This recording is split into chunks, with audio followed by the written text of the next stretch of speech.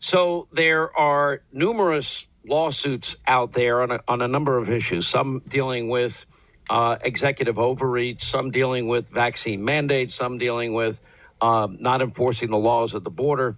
Anyway, front and center in a lot of these is the Attorney General of the great state of Arizona, Mark Brnovich, who's going to join us in a minute. And tomorrow there's going to be a hearing as it relates to Brnovich versus Biden, and that has to do with the vaccine mandate. And, remember, they said they would never do this. Let me remind you.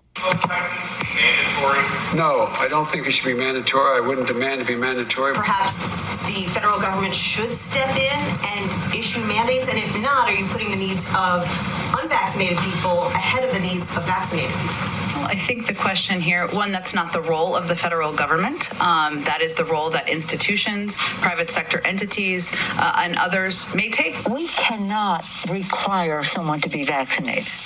That's just not what we can do. I am all for more vaccination, but I have nothing further to say on that except that we're looking into those policies. And quite honestly, as people are doing that locally, those are individual local decisions as well. I don't think you'll ever see a mandating of vaccine, particularly for the general public. All right, so that's what they said. You have Biden and Walensky and Fauci and Psaki and Pelosi. No, we can't do that. No, that's not the role of the federal government. Anyway, so tomorrow there is a hearing set for arguments. The case is called Brnovich versus Biden. It's the first in the nation challenge to Biden's COVID-19 vaccine mandates. The Attorney General, Mark Brnovich, who's also now running for Senate against reliable Chuck Schumer supporter Mark Kelly, is with us. Sir, welcome to the program. Thanks for being back with us. Thank you, Sean, for having me. Lots going on, lots to talk about. Well, we have the Fifth Circuit ruling. Does that in any way impact your case tomorrow? Not directly, because we filed our first lawsuit, which is being heard tomorrow, which is about the fact that the federal government cannot require federal employees and government contractors to mandate the vaccine. The OSHA rule, where the Fifth Circuit made its decision, deals with private contractors or private businesses with more than 100 employees. And so we also have a lawsuit on that, but it's in the Eighth Circuit.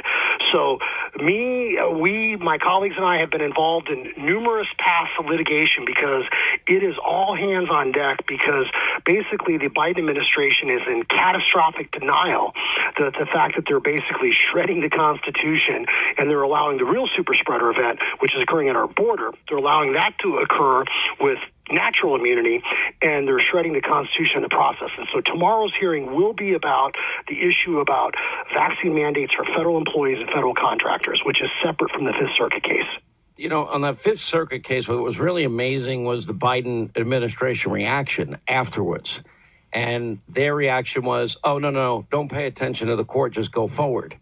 Now, you know better than anybody that, we're supposed to be a country governed by the rule of law. Our laws are based on our Constitution.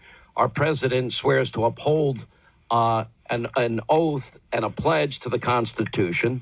But Joe Biden has ignored laws at the border, and now he's telling people to ignore the Fifth Circuit's ruling, which I find, just beyond audacious to me and just arrogant beyond belief.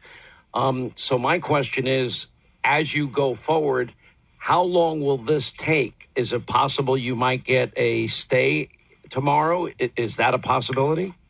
Well, we are asking for a temporary restraining order. So we are asking for that. So the Fifth Circuit case deals with businesses that have more than 100 employees. And our case deals with, the DEA agents, the Border Patrol agents, folks that work in the federal government, and anybody that's a contractor of the federal government. So what the Biden administration is essentially trying to do, Sean, is basically require the vaccine for everybody. And so we know that the Biden administration is basically, as I said, trying to shred the Constitution. And our Constitution is the first line of defense in any emergency. And it can't be masked. It can't be canceled. It can't be socially distanced because it's a timeless document.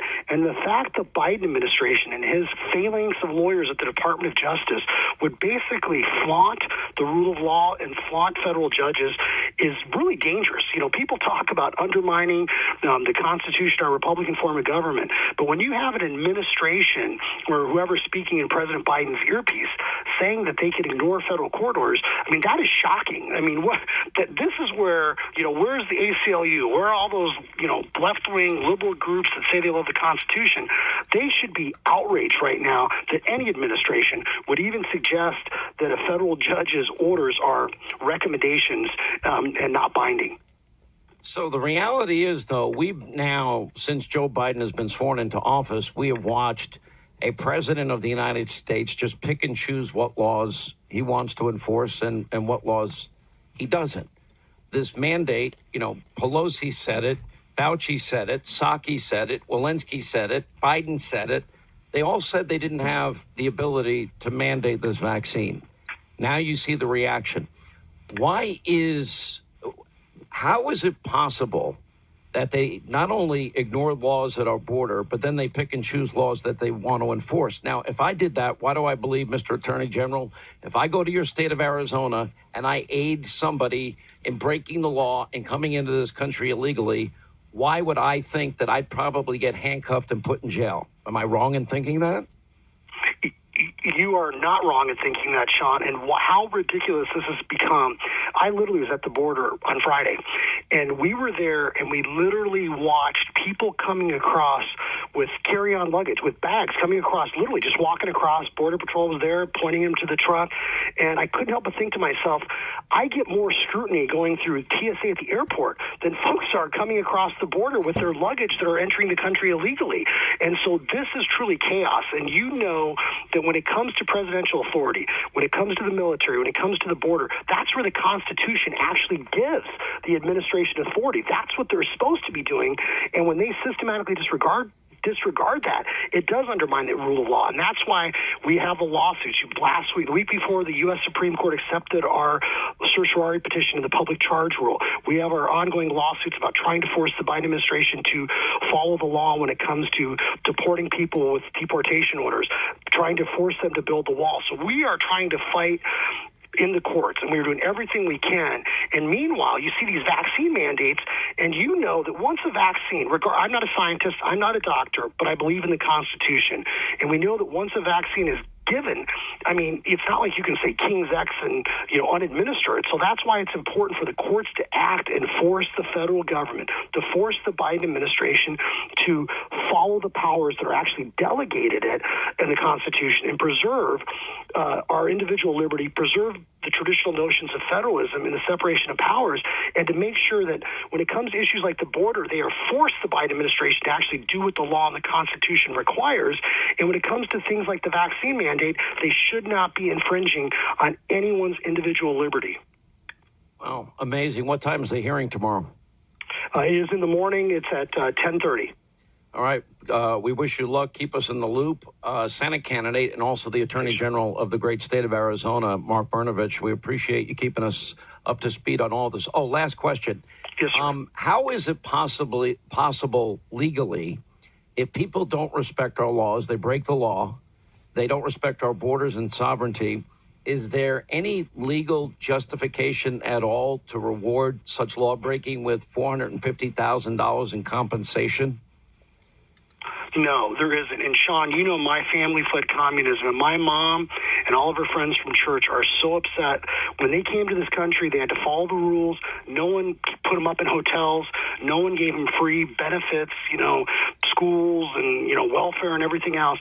And now the notion that we're going to reward law breaking, it's like as if someone broke into your house and then you're paying the burglar to steal your TV, right? It just doesn't make any sense at all. It really doesn't. All right, keep us in the loop. We wish you a lot of luck tomorrow. There's a lot riding on this lawsuit, and we'll follow it very closely. Mark Brnovich, thanks for being with us. Thank you, Sean.